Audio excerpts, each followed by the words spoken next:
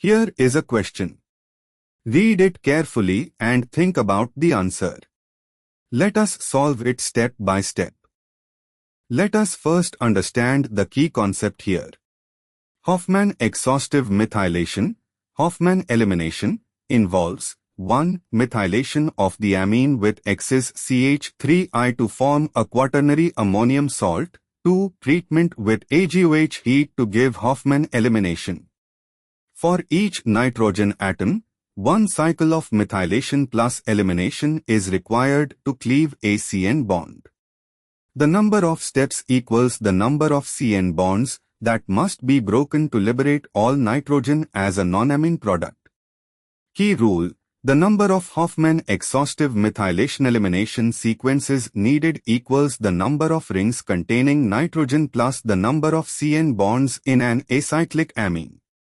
Specifically, an acyclic secondary amine requires one step, odd. A monocyclic amine, one ring with N, requires two steps, even. A bicyclic amine, two rings sharing N, requires three steps, odd. Analysis of each option. A.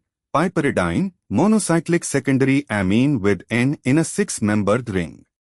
It has two CN bonds in the ring, requiring two Hofmann elimination steps to open the ring and then eliminate. Number of steps is equal to 2, even. B. Octahydroquinoline, decahydroquinoline. This is a bicyclic compound where N is at the ring junction of two fused 6-membered rings. One ring is a piperidine type, fused to a cyclohexane. However, the nitrogen is only in one ring, the heterocyclic ring. The other ring is carbocyclic.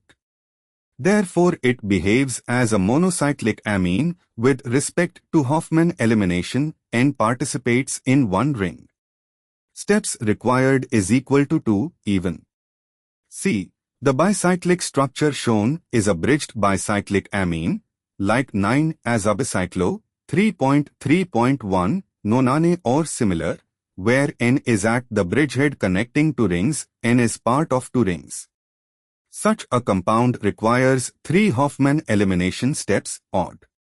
D. Diethylamine, acyclic secondary amine, NH with 2 ethyl groups requires only 1 Hofmann elimination step, odd. Therefore, the correct answer is A, B.